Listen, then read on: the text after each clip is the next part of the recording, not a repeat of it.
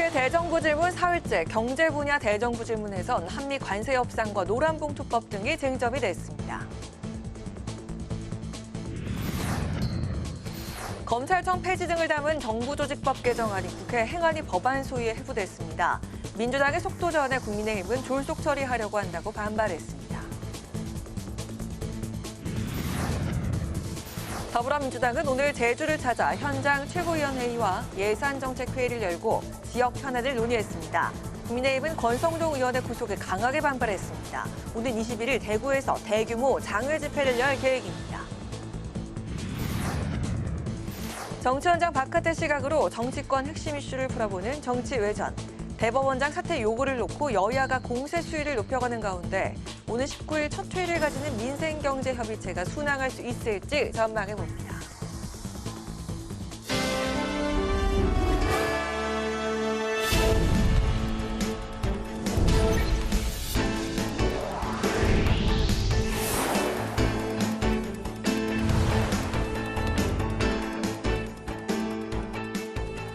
여러분 안녕하십니까? 9월 17일 수요일 국회 라이브 6 시작하겠습니다. 오늘 뉴스는 대정부 질문 중계방송으로 늦게 시작합니다.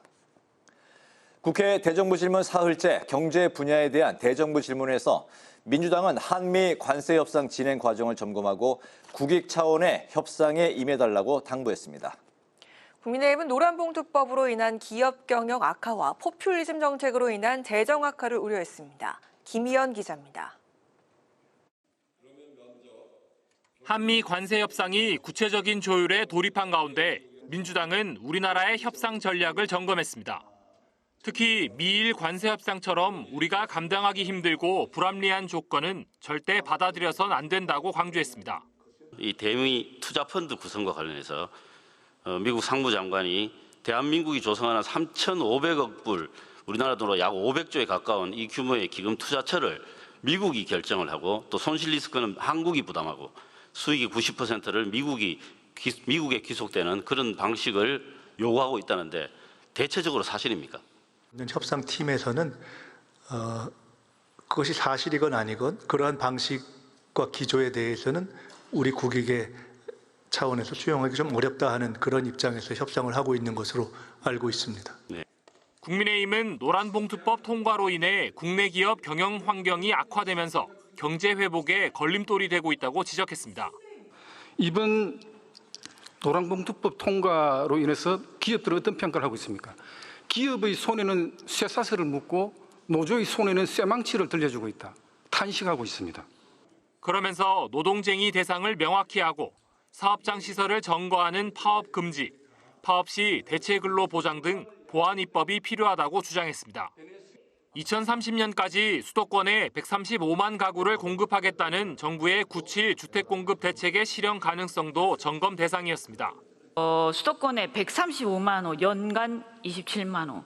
좀 너무 과한 목표 아닌가 하는 생각도 드는데 왜냐하면 매년 일산 신도시 4개씩 착공하겠다 하는 얘기고요. 135만 호의 그런 물량을 아까와 같은 여러 특별법이라든가 또 여러 가지 조정을 통해서 속도를 내겠다는 게 현 정부의 방침입니다. 오는 22일 2차 소비 쿠폰 발행을 앞두고 정책의 효과는 적고 정부와 지자체의 재정 악화만 부추긴다는 지적도 나왔습니다. 선심성 현금 지원 정책의 한계는 이미 지난 문재인 정부 때 실패로 드러났습니다. 게다가 이번에 민생회복 소비 쿠폰 지원은 국가 재정뿐만이 아니고 지방 재정까지 악화시킬 것이 불보듯 뻔합니다. 구윤철 경제부총리 겸 기획재정부 장관은 소비 쿠폰을 통해 최근 소비 심리가 높아지고 시장 분위기도 살아나고 있다며 경제 상황이 너무 어렵기 때문에 재정 역할이 필요하다고 답했습니다. 국회 방송 김희연입니다. 검찰청 폐지와 금융조직 개편, 기획재정부 기능 분리 등을 주요 내용으로 하는 정부 조직법 개정안이 더불어민주당 주도로 국회 행정안전위원회에 상정됐습니다. 국정 발목 잡기는 안 된다는 민주당과 상륙작전 하듯 졸속 처리가 우려된다는 국민의힘이 충돌했습니다. 장정현 기자의 보도입니다. 국회 행정안전위원회가 검찰청 폐지 등을 담은 정부 조직법 개정안을 더불어민주당 주도로 상정했습니다. 이 과정에서 국민의힘은 민주당이 정부 조직법 개정안 처리 시점을 25일로 못 박아놓고 국회법이 정한 숙려기간도 지키지 않고 밀어붙이기를 하고 있다고 비판했습니다. 과거의 경험과 수기 과정들, 국민들의 목소리, 전문가들의 목소리가 반영될 수 있도록 절차들은 어디에 가고 지금 왜 법안 발의하고 난 다음 15일 만에 왜 본회의에다 통과시키려고 합니까? 9월 25일을 D-Day로 결정해놓고 역선으로 D-얼마로 해서 상륙 작전하듯이. 국민의힘은 정부 조직법 개정안이 행안위 소관이긴 하지만 부처 신설 등 다른 상임위와 긴밀하게 얽혀 있는 만큼 상임위 연석회의를 열어 관련 의견을 폭넓게 수렴할 것을 촉구했습니다. 밀어붙여서 되는 법이 있고 좀 더 국민의 행복을 위해서 진지하게 그리고 건설적으로 혹시 다른 어떤 포장이 있는지 없는지를 정확하게 파악을 하고 해야 되는 법이 있습니다. 시간을 늘리기 위해서 연석회의를 제한하는 게 아니지 않습니까? 반면 민주당은 민생이 어려운 상황에서 이번 정부 조직 개편은 이재명 정부가 국민을 위해 일하기 위한 것이라면서 속도전을 강조했습니다. 소상공인, 자영업자 포함해가지고 지역을 돌아다니 보면은 지금 그 한숨 소리가 여러분들은 들리지 않습니까? 정부가 지금 빨리 일을 해야 되는데 그 국민들에게 어떻게 우리가 일을 하고 조직의 얼개를 어떻게 갖추겠다는 그런 희망을 주기 위해서 우리가 하는 건데 그걸 두고 이렇게 왜 이렇게 빨리 한다. 이 말씀은 제가 납득할 수 없고요. 국민의힘이 제안한 상임위 연석회의는 시간 끌기 수단이라고 일축했습니다. 법안 소위를 할 때 소위 심사 시 관계 기관에 차관들이 들어옵니다. 그럼 그 차관들을 대상으로 해서 법안에 문제가 있으면 따지면 되지요. 그런데 왜 연석회의를 해서 시간을 끌려고 합니까? 윤호중 행정안전부 장관도 이재명 정부가 국정과제를 수행하기 위해서는 정부 조직 개편이 시작이라며 법안 처리를 강조했습니다. 정부 조직법은 그 국정 계획을 세우고 나서 그 국정 계획을 집행해 나갈 그런 그 틀을 만드는 것이기 때문에요. 계획이 완료되는 것임과 동시에 또 그 계획 실행의 시작이라고 봐야 할 것입니다.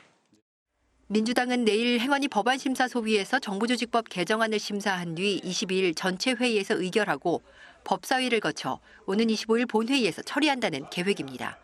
국회방송 장장현입니다. 여당 지도부는 제주 4.3 평화공원을 참배하고 현장 최고위원회의를 열었습니다. 제주 4.3이란 국가폭력을 제대로 단죄하지 않은 결과 비상계엄 내란 사태가 되살아난 거라며 내란 청산에 힘쓰겠다고 강조했습니다. 또 조희대 대법원장의 오찬 회동 의혹에 대해선 특검의 수사를 촉구했습니다. 김동희 기자입니다. 제주 4.3 평화공원을 찾은 더불어민주당 지도부는 희생자들의 넋을 기렸습니다. 정청래 대표는 제주 4.3을 기억하고 애도하는 건 과거의 불행을 들추는 게 아니라 민주주의와 평화를 지키고 국가 폭력이 재발하는 걸 막는 것이라고 말했습니다. 정 대표는 방명록에 남긴 메시지를 언급하며 내란 청산 의지를 강조했습니다. 제주 돌담에 맺힌 통곡의 눈물, 내란 청산으로 닦아드리겠습니다. 지금 우리가 내란 청산에 최선을 다하는 일도 과거와 같은 실수를 되풀이하지 않고 미래의 범죄와 악행을 막아내자는 것입니다. 정 대표는 희생자들의 진상규명은 여전히 현재 진행형이라며 희생자들의 명예회복을 위해 힘쓰겠다고 밝혔습니다. 제주도청에서 열린 예산정책협의에서도 특별한 희생엔 특별한 보상이 뒤따라야 한다는 이재명 대통령의 국정 철학에 맞게 당이 든든하게 뒷받침하겠다고 강조했습니다. 민주당은 조희대 대법원장에 대한 사퇴 압박을 이어갔습니다. 조 대법원장이 윤 전 대통령 파면 직후 한덕수 전 국무총리를 만나 이재명 사건이 대법원에 올라오면 알아서 처리한다고 말했다는 의혹을 어제 부승찬 의원이 대정부 질문에서 제기한 상황. 당 지도부는 의혹이 사실이면 사법부 쿠데타라며 수사를 촉구했습니다. 정치적 편향성과 알 수 없는 의혹 제기 때문에 사퇴 요구가 있는 만큼 대법원장의 직무를 계속 수행하기에는 매우 부적절해 보입니다. 내란 특검은 이 제기된 충격적인 의혹에 대해서 수사해야 합니다. 정 대표는 조희대 대법원장과 지규현 판사 등 소수 구성원 때문에 판사들이 도매금으로 처리되는 걸 막기 위해 사법개혁을 추진하는 것이라고 설명했습니다. 국회 방송 김동희입니다. 국민의힘은 강유정 대통령실 대변인이 속기록 조작을 시도했다고 비난하고 대통령의 직접 해명을 촉구했습니다. 또 전 원내대표였던 권성동 의원의 구속은 정부와 여당이 장기 집권을 위해 야당을 말살하는 과정이라고 주장했습니다. 오다인 기자입니다. 국민의힘은 더불어민주당의 조희대 대법원장 사퇴 압박은 명백한 위헌이라고 지적했습니다.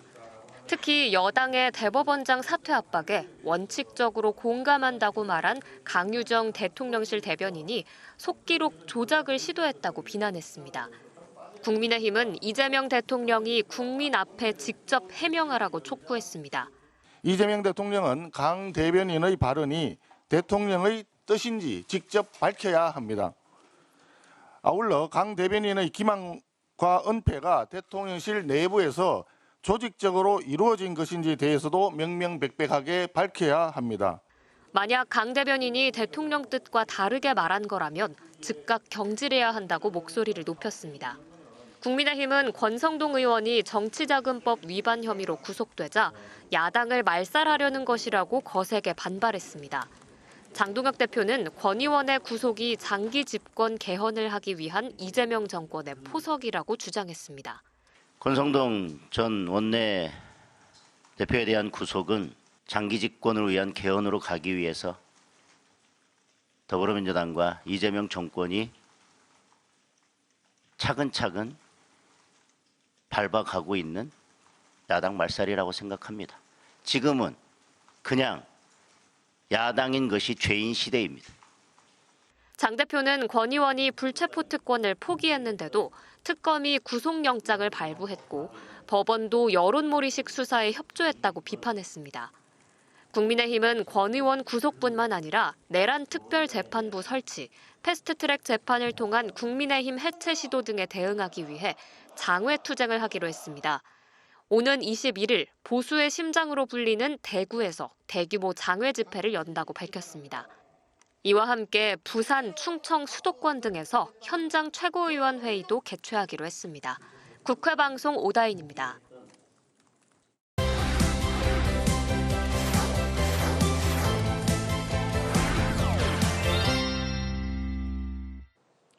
이슈픽 서하당 개건 기자와 함께 최근 화두로 떠오른 사법개혁, 특히 그중에서도 내란 특별재판부 이야기부터 나눠보겠습니다. 서하당 기자 안녕하세요. 네, 안녕하십니까? 네, 그 일전에 출연하셨을 때 그 내란 특별재판부를 구성하는 지점에서 국회 등의 그 외부 단체가 개입이 되면 위헌의 여지가 있기 때문에 이를 배제하면 법 통과가 어렵지 않을 수 있다 이렇게 얘기를 하셨던 기억이 납니다. 민주당이 그 추천위원회에서 국회 몫을 빼는 안을 검토 중이라고 하더라고요. 네, 그렇습니다. 이 법원뿐만 아니라 법 쪽에서 나오는 반발과 우려를 반영해서 민주당이 디테일한 지점에서 이제 손보기에 좀 들어간 것 같습니다. 민주당은 이 내란 특별재판부 관련된 법안에서 재판부를 구성하기 위해서 꾸려지는 이 특별재판부 후보 추천위원회에서 국회 추천 몫을 삭제하는 방안을 검토 중이라는 보도가 나온 겁니다. 원래는 국회나 대한변협 등 이 법원 외에 단체들도 추천위에 함께 들어가서 추천을 하는 그런 구조였는데 국회 몫이 있는 것은 이 내란 특별재판부 설치 법안에 독소 조항이라는 지적이 나왔고 법원에서도 이 외부 단체의 인사가 개입하는 것은 위헌이라는 강력한 반발이 나오다 보니까 민주당에서도 국회가 아니라 다른 객관적인 기관으로 대체하는 방식으로 검토하겠다는 겁니다. 이 전현희 민주당 최고위원도 이 어제 김어준 씨 유튜브에 출연했을 때 사실 국회가 들어가는 것은 아무런 문제가 없다면서도 사법부가 그걸 핑계 삼아서 권한 침해를 주장하기에 고려할 여지가 있다라고 말하기도 했었습니다.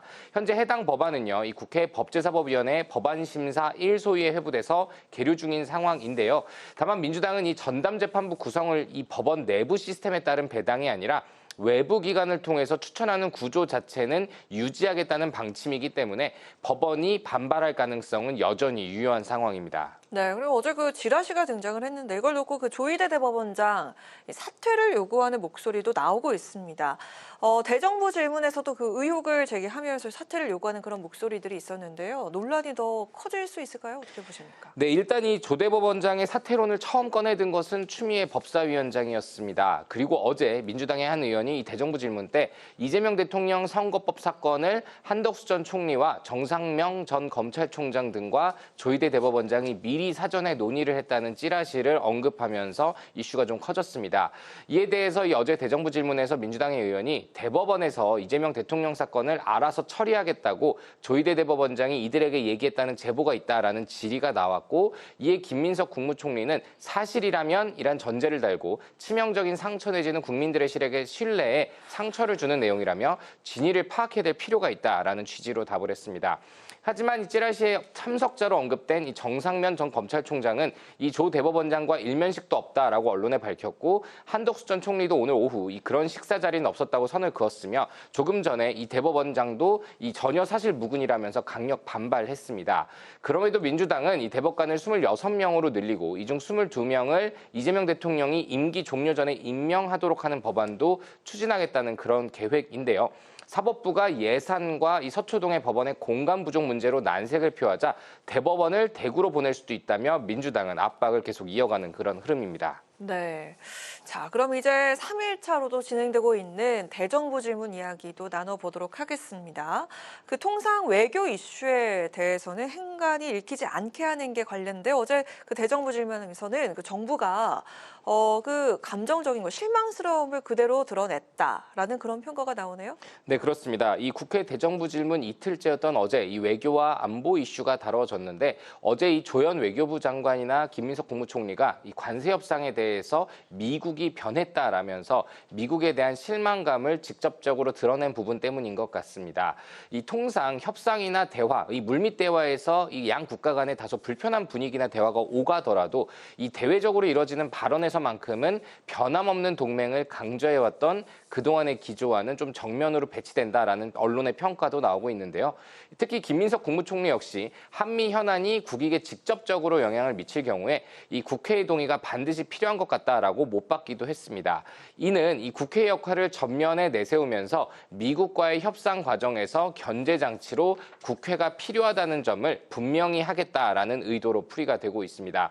특히 이 외교당국 안팎에서는요, 미국과의 협상을 통해서 우리가 돈을 벌어야 되는데 돈을 퍼줘야 되는 분위기다라는 반발도 읽히는데, 이를 어제 대정부 질문에서 이례적으로인 이 강경 발언으로 드러낸 것이다라는 이 분석이 나오는 것 같습니다. 네, 그리고 오늘 그 대정부 질문에서도 그 주로 경제 이슈를 다루다 보니까 어제 이어서 자연스럽게 관세 협상 그리고 또 그에 따른 수출 부진 우려까지 나왔습니다. 여당 측에서는 이제 그 뭐 끌려가는 외교를 해서 안 된다 이런 의견들이 있었고요. 국민의힘에서는 성과가 없다라는 비판의 톤이 이렇게 나왔습니다. 네, 말씀하신 것처럼 오늘 이 경제 분야 대정부 질문이었는데, 자연스럽게 한미 관세 협상에 따른 이 자동차 등 수출 부진 우려와 또 노란봉투법으로 인한 재계 반발 등에 대해서 집중적인 논의가 이루어졌습니다. 이번 대정부 질문을 이 정부에 대한 청문회로 규정하고 강하게 문제를 제기하고 있는 이 국민의힘 입장에선 이 노란봉투법으로 기업들이 대미 투자에 따른 부담도 지면서 사법 리스크까지 시달리고 있다라고 압박을 했습니다. 당초 이 한미 정상회담에 앞서서 지난 7월 이 2+2 관세 협상에서는 잘 됐다라고 언론이 밝혔지만, 이 후속 협상이 안 돼서 일본 차는 관세 15%를 적용받기 시작했는데 네. 한국 차는 여전히 25%를 적용받으면서 수출 부진이 우려되는 지점도 어제에 이어서 거듭 공세가 이뤄진 지점이었습니다. 특히 한미 관세 합의에 따른 이 3,500억 달러 규모의 후속 투자 대응이 이 우리나라의 GDP 14%에 달하는 큰 돈이라는 점을 짚어내면서 이재명 정부의 협상이 실패가 아니냐라고 국민의힘에서는 거듭 압박을 했고요. 반면 민주당은 이 국익을 지키기 위해서 정상회담 때 합의를 해버리는 것보단 추가 협상을 계속해 나가는 게 낫겠다고 생각을 하고 있고, 또 지금도 이를 위해서 협상을 잘 이어나가고 있다는 점을 강조하는 부분이 두드러졌습니다. 그리고 이재명 정부 들어서 북한과의 평화 국면에 대한 기대감이 커지고 있는 지점을 언급하기도 했는데요. 김민석 총리도 이번 APEC 회의 때 이 시진핑 중국 주석이 오는 것을 전제로 준비하고 있다며 외교적 성과가 있을 것임을 시사하기도 했습니다. 네, 오늘 이슈픽은 여기까지 들어보도록 하겠습니다. 서원한 기자와 함께했습니다. 고맙습니다.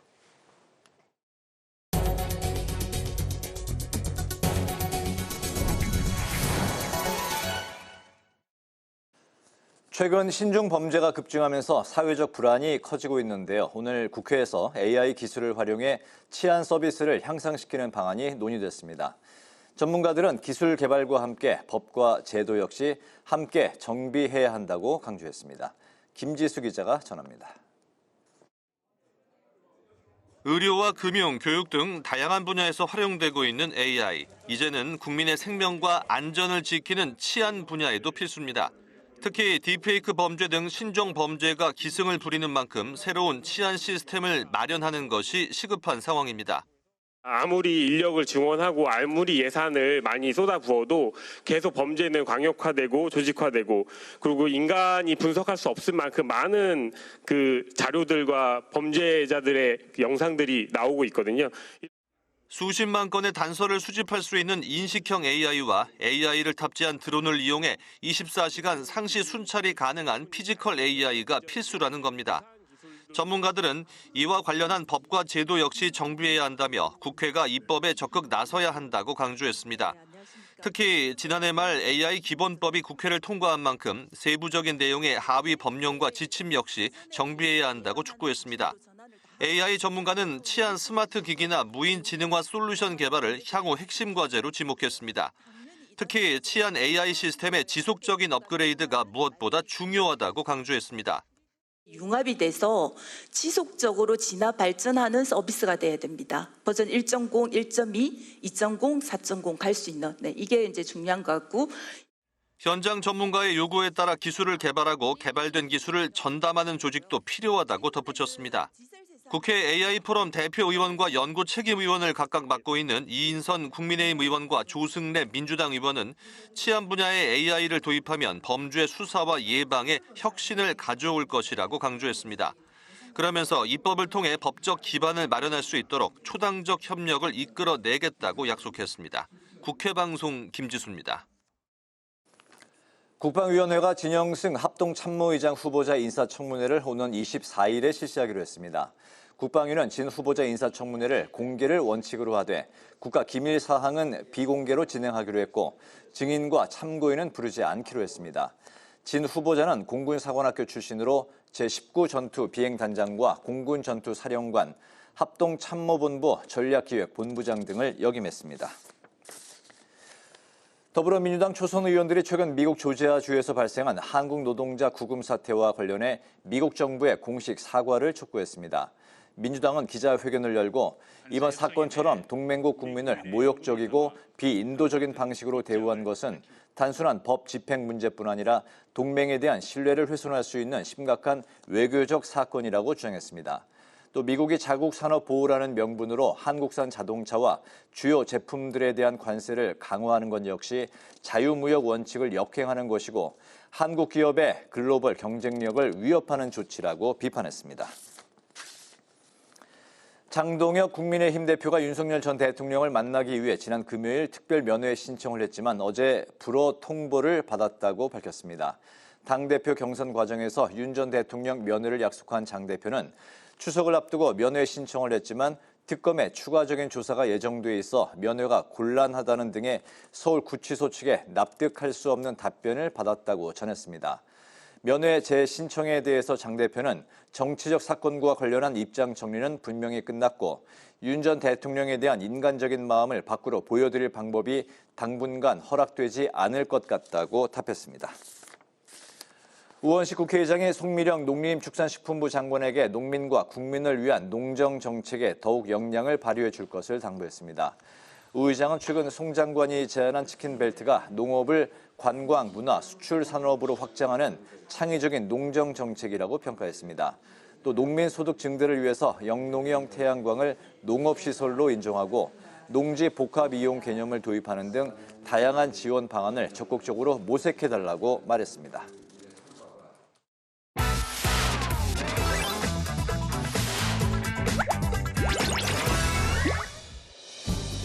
9월 17일 강아랑이 전해주는 정치권의 뜨거운 말말말 강아랑의 정치랑입니다. 오늘의 첫 번째 주제는 간사선임 부결입니다. 국회 법사위에서 그동안 상정되지 않았던 국민의힘 나경원 의원의 야당 간사 선임안이 어제 법사위에 정식안건으로 올라왔죠. 하지만 회의 시작부터 충돌이 빚어졌습니다. 나경원 의원님이 안 되는 이유를 정리했더니 한 10가지가 넘습니다. 절대 용납되지 않는 일들이 있습니다. 12.3 불법 비상계엄 때 국회를 들어오지를 않았습니다. 윤석열 탄핵 소추안 가결 때 표결에 참여하지를 않았습니다. 헌법을 무시하고 있는 국회의원을 어떻게 해서 우리가 법사위 간사로 받아들일 수가 있는 것이겠습니까? 이런 온갖 허위 사실을 이야기하고 그리고 의회가 이렇게 운영되는 것에 대해서 자괴감을 금치 못합니다. 간사 선임의 건은 아시다시피 호선하게 되어 있습니다. 그대로 인정해 주는 것이 국회의 관행입니다. 사과부터 해야죠. 어떻게 단 한마디 사과도 없이 관행이니까 나를 빨리 선임해라. 이렇게 당당한 태도가 어디 있습니까? 누가 누구한테 지금 이해 충돌을 얘기하는 겁니까? 구형받은 것이 간사를 못할 사유라면 대법원에서 유죄 취지 파기환송 판결받은 이재명 대통령 어떻게 국정 수행합니까? 국민의힘은 무기명 투표 결정에 반발하며 불참했고 투표 결과 총 투표수 10표 중 부결 10표로 부결됐습니다. 상위 간사는 통상 각 당의 추천을 존중해서 표결 없이 뽑는 방식으로 처리해왔지만 다른 당 간사 선임을 표결로 막은 건 이번이 처음입니다. 민주당에선 나경원 의원의 자격을 문제 삼았습니다. 특히 배우자가 현직 법원장인 점을 이유로 들면서 대법원을 피감 기관으로 두고 있는 법사위 야당 간사를 맡는 것은 이해충돌 소지가 있다고 지적했습니다. 국민의힘에선 가족을 언급하면서 논란을 일으킨 건 민주당이라면서 민주당이 의회 폭거를 일삼고 있다면서 강하게 비판했습니다. 대승적 차원에서 협조하려고 했으나 사실은 나경원 의원이 최근에 또 법사위원 하면서 엄청난 방언들을 이어갔지 않습니까? 모든 결정은 국민 눈높이에 맞게 해야 된다. 국회도 관행에 얽매이지 않고 그렇게 변해야 된다 이렇게 생각합니다. 지금 말하는 것이 무슨 재판을 받고 있다 또는 남편이 법원에 근무한다. 이것은 법사위에서 일하느냐 마느냐에 대한 논란인데 그것은 다 끝난 문제이지 않습니까? 그런데 지금 와서 간사로서 임명되는 것을 가지고 간사로서 역할을 하는 것을 가지고 사당에서 문제 삼는 것 자체가 잘못이라는 의미. 일사부재의 원칙에 따라 이번 정기국회가 끝날 때까지 나경원 의원 야당 간사 선임안은 봉쇄된 상황인데요. 국민의힘에선 간사 선임은 일사부재 원칙에 해당하지 않는다고 반발하면서 당분간 법사위 충돌은 계속될 것으로 보입니다. 이어서 두 번째 주제, 장외투쟁입니다. 여권에서 내란 전담 재판부 설치와 조희대 대법원장 사퇴 촉구 목소리가 거세지자 국민의힘이 장외투쟁 카드를 꺼내면서 강력 대응에 나서는 분위기입니다. 국회의 담벼락 안에만 머무를 게 아니라 장외로 나가서 조금 더 강력하게 투쟁하는 게 좋겠다는 그런 의원님들의 말씀이 있으셨습니다. 당 지도부에서 그런저런 여러 가지 의견들을 취합을 해서 총의를 모은 결과 장외 집회를 하는 것이 좀 더 바람직하겠다라고 판단하고 결정한 사항이기 때문에 한마음 한뜻으로 이번 집회에 뜻을 모아주시기를 바란다. 국민의힘이 장외투쟁에 나서는 것은 6년 만인데요. 이재명 정부 출범 이후 처음으로 대규모 장외 집회를 예고한 겁니다. 보수의 심장으로 불리는 대구에서 첫 장외투쟁에 나서겠다는 계획입니다. 여권의 사법부 공격을 저지하기 위해선 제1야당이 결기를 보여야 한다는 지도부 판단도 있었던 것으로 전해집니다. 하지만 당 일각에선 장외투쟁에 대한 우려의 목소리도 나왔습니다. 광장 정치에 대해서는 저는 다수의 의원들이 동의하지는 않을 거라고 봐요. 분여 개인하고 맞물려 있기 때문에 국민들이 받아들이기가 어려운 거예요. 그래서 그 부분은 지도부가 신중하게 판단할 것으로 좀 기대합니다. 국민적 반대 여론을 결집하려는 장외 행동이 자칫 극우 집회로 비칠 경우 민심에서 멀어진 역효과가 날 수 있다는 우려가 나왔기 때문인데요. 당에선 이런 우려를 견제하기 위해서 규탄대회 성격에 어긋나는 깃발과 피켓은 일체 불가하다는 공지를 내리면서 경계에 나섰습니다. 제1야당의 장외투쟁 예고에 민주당은 공감대를 얻을 수 있겠냐는 입장을 보였습니다. 국민적 공감을 얻기 위해서 나가는 거라고 보진 않고요. 오히려 네. 윤 어게인 시즌2 아닌가. 보수 지지층의 또 중도에서도 좀 보수적, 합리적 보수를 지향하는 분들의 마음을 사기엔 어렵지 않을까 싶고요. 국민의힘은 대구를 시작으로 추석 전 서울에서 대규모 집회를 열 가능성도 있다고 밝힌 상황입니다. 대여 강경 투쟁으로 지지층의 결속력을 높일 수 있을지 지켜봐야겠습니다. 지금까지 강은하의 정치랑이었습니다.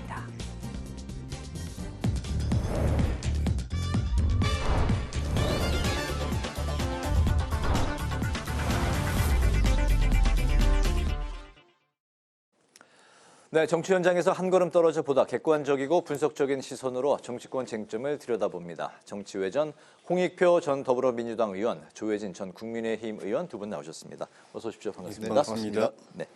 대정부 질문 사흘째였는데요. 오늘은 경제 분야를 다뤘습니다. 노란봉투법과 상법 개정안, 확장 재정, 또 민생회복지원금, 부동산 대책 등 이제 굵직한 사안들이 나왔는데 오늘 대정부 질문에서 두 분이 특히나 좀 귀담아 들었던 부분들을 중심으로 어떤 점들을 느끼셨는지 들어보겠습니다. 네.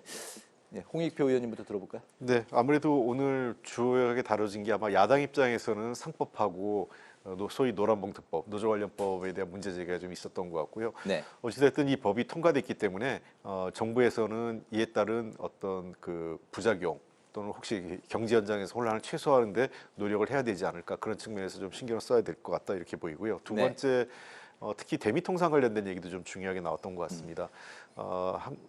우리 경제 입장에서는 사실은 미국은 경제적으로도 그렇고 안보와 관련돼서도 매우 중요한 국가이기 때문에 이번 경제 협상이 관세 문제가 아직 마무리가 되지 않았거든요. 그래서 이 문제에 대해서 빠른 시일 내에 한미 관계, 그러니까 통상 문제 관련된 불확실성을 제거해야 되고, 다만 이 과정에서 오늘 총리가 국회 동의, 그러니까 국익에 영향을 주는 사안에 대해서는 국회의 동의를 받겠다고 한 것은 매우 의미 있는 답변이었다 이렇게 생각을 하고, 한 가지 더 한다면 세제 관련돼서 확장 재정 문제 관련돼서 조세 전반에 대해서 결국은 두 마리 토끼인 것 같습니다. 확장 재정을 통해서 경제의 선순환 구조를 맞춰서 세수 기반을 강화한다, 이런 것이 잘 되도록 재정 운영 전반에 대한 그다음에 국가 경제 정책 운영에 대한 이제 정부가 이 문제에 대해 좀 더 진지하고 건설적인 방안을 만들어 가야 되지 않을까 생각을 합니다. 네, 노란봉투법 일명 그리고 이제 더 센 상법으로 불리는 이 법안, 그리고 대미 통상을 둘러싼 한미 관계, 확장 재정 등을 이제 주요하게 보셨다고 했는데요. 예. 조 의원님은 어떻습니까? 저는 그런 개별적인 걸 포함해서 전체적으로 이재명 정부의 경제 운용 기조에 문제가 있다. 대통령 공약부터 그렇고 취임하고 난 이후에도 계속 성장을 이야기를 하고 있는데 실제로는 당에서 또 정부에서 추진하는 이 법안이라든지 정책들이 그것과 반대로 가고 있다. 대통령은 성장이 중요하고 성장의 주체는 기업이다라고 이야기를 했으면서 또 한편으로는 이제부터는 정부가 주도해서 경제를 다시 일으키겠다 그러면서 정부 주도형 경제 이야기하면서 확장 재정도 밀어붙이고 있고 또 현실적으로는 민주당에서 또 정부에 추진하는 법안 또 정책들이 기업들을 기업 활동하기 더 어렵게 만드는 투자라든지 고용이라든지 이런 걸 더 어렵게 만드는 정책들을 계속 밀어붙이고 있고 기업들의 반대에도 불구하고 그런 것들이 결과적으로 지금 어려운 경제를 더 어렵게 만들 가능성이 높다. 그래서 1차적으로는 지금도 사실은 민생고가 굉장히 심각한데 여기서 더 경제 상황이 더 나빠지면은 정말 국민들이 힘들어질 거라는 점이 걱정이 되고 그다음에는 이제 정치적으로 본다면은 여러 국정 분야가 있지만은 결국 정권이 잘했는지 못했는지 국민이 평가하는 핵심 기준은 경제거든요. 그 경제를 제대로 못 살려내고 또는 더 어렵게 만드는 정권이 제대로 평가받고 국정 운영 제대로 한 적이 없습니다. 정권 교체 바로 돼버리고. 그래서 그런 측면에서 이렇게 혼란스럽게 하지 말고 진짜 성장이 중요하면 또 성장의 주체가 기업이면 그렇게 할 수 있도록 해야 된다. 그런 측면에서 지금까지 이미 한 법안이나 정책 또 앞으로 밀어붙이려고 추진하고 있는 정책이나 법안들에 대해서 정부와 여당 안에서 내부적으로 전면적인 재검토가 있지 않으면은 그래서 기조를 제대로 정리하지 않으면 안 되겠다는 생각이 들었습니다. 관련한 내용들이 이제 19일 여야 민생경제협의체 첫 예. 회의에서 주요하게 이제 다뤄질 것 같은데 예. 원내대표 제외하고 3+3 실무단 형태로 이제 구성이 돼서 예. 이제 회의를 하게 되는데 과연 이제 그 야당은 노란봉투법 그리고 이제 더 센 상법을 예. 협상 테이블에 이제 올리겠다라고 예. 이야기를 하고 있는데 이제 예. 주요한 어떤 의제들이 다뤄질 것이고 예. 현재 강대강 대치에서 과연 어느 정도 실효성 있는 그 회의가 진행이 결과물을 도출할 수 있을까요? 어떻게 보십니까? 두 당의 원내대표가 빠지고 정책위 의장들이 민생협의체를 현실적으로 주도하게 된 구조는 저는 괜찮다고 봅니다. 네. 우리 당의 김도읍 의장이나 민주당의 한정혜 의장이나 이분들이 당 내에서 그래도 상대적으로 합리적이고 중대적 실용적이고 또 소통이 되는 분들이라서 네네. 그런 측면에서는 기대가 되는데 그래서 1차적으로 먼저 테이블에 올리는 거는 양당의 공통 공약이라고 그러는데 사실 그거는 합의 보는데 크게 어려움이 없을 거라고 생각이 들고 근데 예. 정작 중요한 거는 두 당의 입장이 갈리는 정책 현안들을 올려놓고서 서로 절충하고 타협해서 제대로 경제에 순기능할 수 있도록 만드는 게 중요한 것인데 네. 지금 민주당이 노란봉투법 비롯해서 상법 개정 이런 거는 자기들의 지지자들의 목소리만 반영돼 있고 그 반대편에 있는 목소리 전혀 배제돼 있는 어떻게 보면 절반 반쪽짜리 정책인데 네. 이거를 다시 조정하려고 하면은 민주당 입장에서 일정한 양보가 있어야 되는 것이거든요. 네. 근데 지금 민주당이 이 법안이나 정책들 다루는 거 보면은 흔히 말하는 개딸이라고 하는 이 강성 지지층들이 민주당에 대해 국민의힘에 대해서 일체 양보하지 말라는 거잖아요. 네. 이번에 그 특검 3특검 기한 연장하는 것도 그 원내 지도부끼리 합의했는데도 불구하고 그냥 강성 지지층에서 그 비판하니까 바로 뒤집어 버리니까 그 기조가 안 바뀌면은 네. 정책위에서 합의하기도 어렵고 합의하더라도 또 위에 가서 또 뒤집히게 돼 있고 네. 그래서 이거는 정책위 차원에서 뭐 성과를 낼 수 있는 게 아니고 정부 여당의 국정 운영 기조 또 야당에 대한 입장 또 당내 강경 세력들의 그런 목소리를 어떻게 좀 조정하며 갈 것인가에 대한 정치력을 발휘하느냐 못하느냐에 네. 따라서 성과가 있을 수도 있고 뭐 그냥 장만 펴놓고 물건은 없고 네. 그럴 수도 있을 거라고 생각이 듭니다. 양쪽의 원내대표가 이제 빠져서 반쪽짜리 좀 협의체다 이런 이야기도 나오고 있는데 과연 뭐 여러 가지 뭐 노란봉투법 그리고 이제 뭐 상법 개정안 포함해서 전체적으로 좀 결과를 어느 정도 기대를 해도 될까요?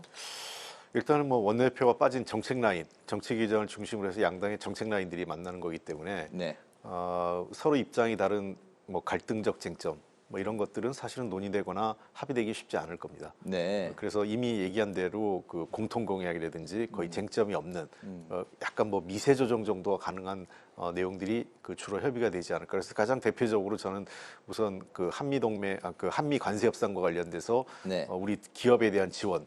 뭐 K스틸이라든지 뭐 또 이 PA 그 구제라든지 뭐 등등 이런 것들이 우선적으로 좀 논의되지 않을까 생각하고 네. 그 외에도 대선 공약이 한 11개 정도가 아마 민주당에서 국민의힘에 제안한 것 같아요. 공통으로 함께 공약했던 내용들이기 때문에 네.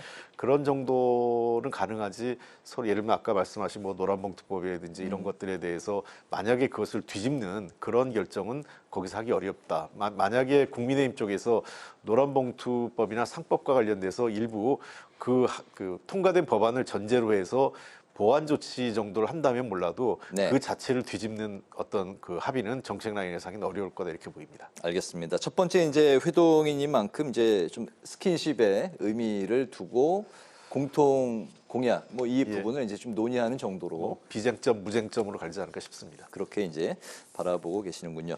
다음 이슈로 넘어가겠습니다. 오늘 새벽에 권성동 의원이 많은 그 예상대로 구속이 됐습니다.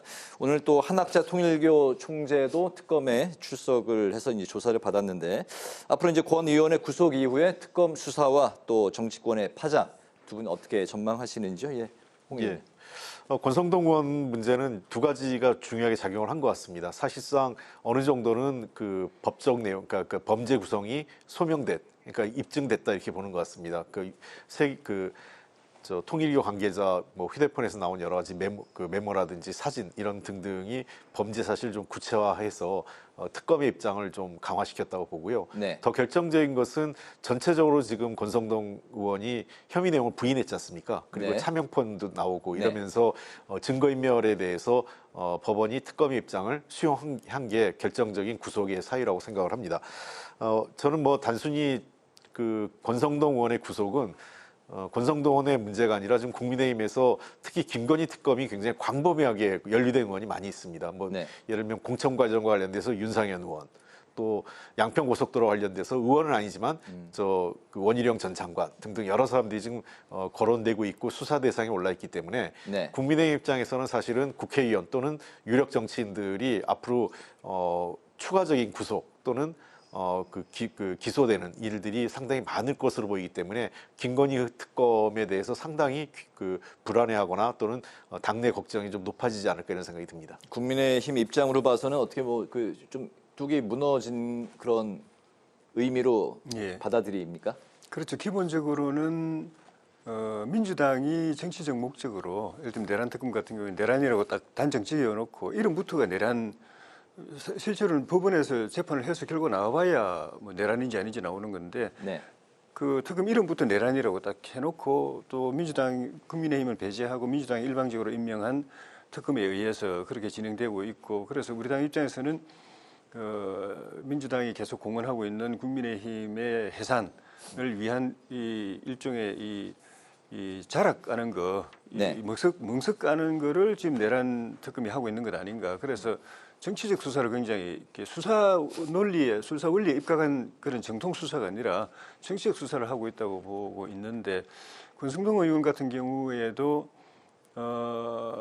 물론 이제 그 특검에서 그 증거나 근거 제시한 거를 그 권성동 의원이 완전히 이렇게 뒤집으면서 반대 증거로 아니요. 반대 증거로 이제 뒤집으면서 부인하면은 그거는 그 불구속 가능성이 있거든요.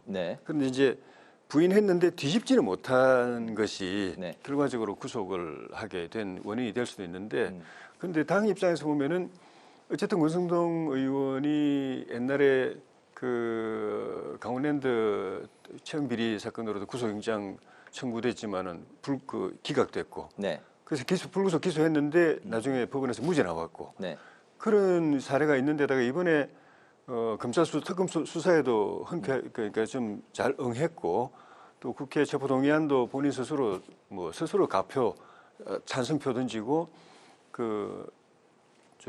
영장 실질 심사도 응했고, 그랬으면 굳이 이거를 구속까지 할 필요가 있었을까 하는 그런 이제 생각이 우리 당에 있고, 무엇보다도 똑같은 유형의 사유인데, 그러니까 영장 판사가 볼 때 사건이 소명이 됐는데 이재명 대표 같은 경우에는 범죄 혐의가 소명됐지만 당 대표이기 때문에 증거인멸하기나 도망 우려가 없다, 도주 우려가 없다 해서 풀어줬잖아요. 불구속했는데 이거는 원내대표를 2번이나 지낸 사람인데 그 증거인멸 우려가 있다고 구속한 거, 이런 것들이 이 당 입장에서 볼 때는 굉장히 유감스럽죠. 네네, 알겠습니다. 조희대 대법원장 사퇴 요구를 둘러싸고도 여야 공세 수위가 점점 높아지고 있는 상황인데요. 우선 국민의힘은 우상호 정무수석을 통해서 대통령실의 공식 입장, 그러니까 대법원장 거취 논의를 대통령실은 대통령도 한 적이 없다. 이렇게 이제 한 공식 입장이 나온 이후에도 대통령의 탄핵 소추를 법적으로 검토하고 있다고 밝혔습니다.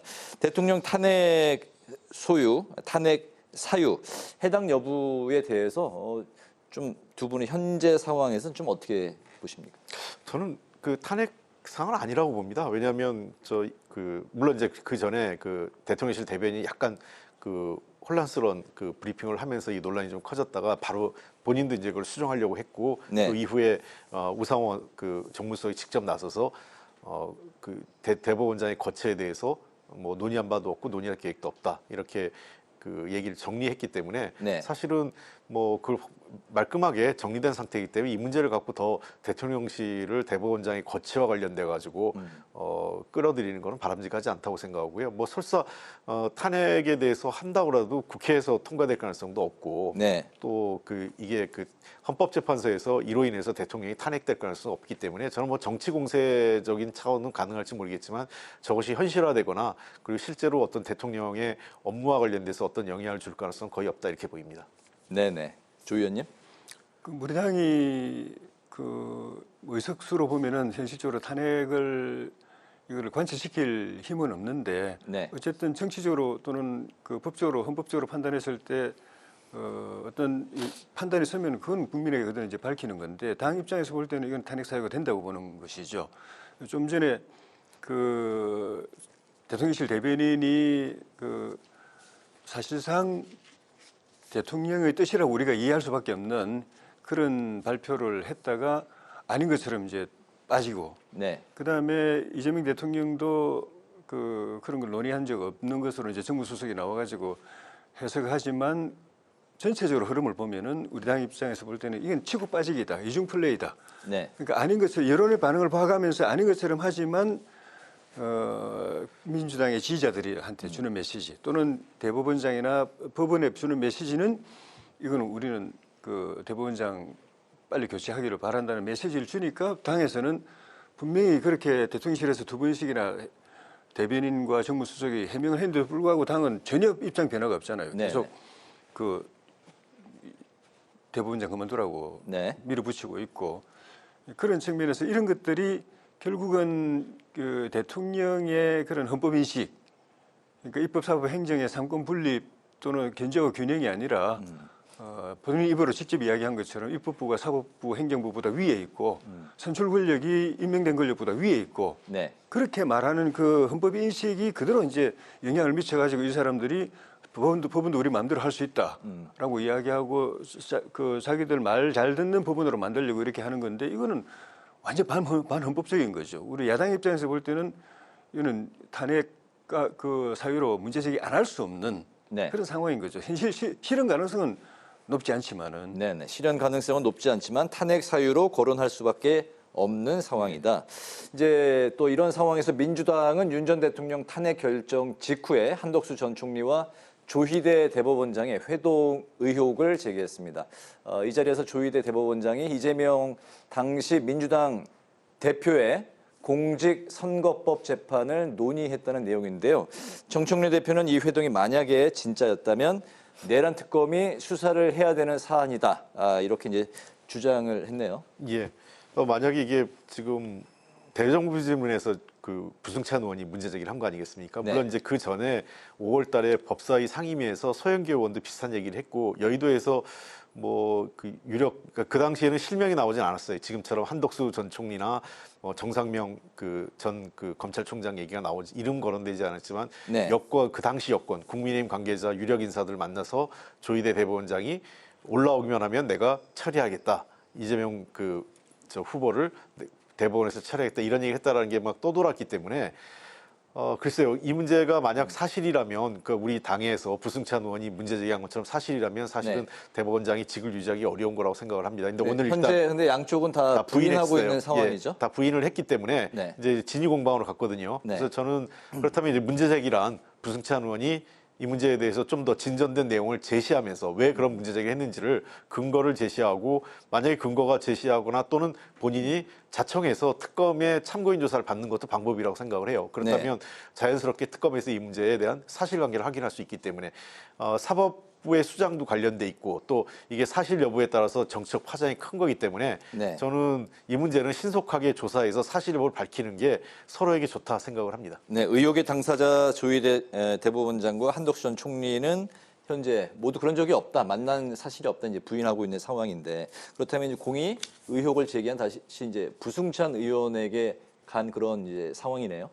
부승찬 의원이 1차적 책임자지만은 그거를 표현은 그냥 사실이라면이라고 해놓고 실제로는 말은 사실인 것처럼 단정하고서 결론은 대법원장 물러나라 이런 식으로 공세를 벌인 당대표부터 해가지고 민주당 지도부들 다 책임져야죠.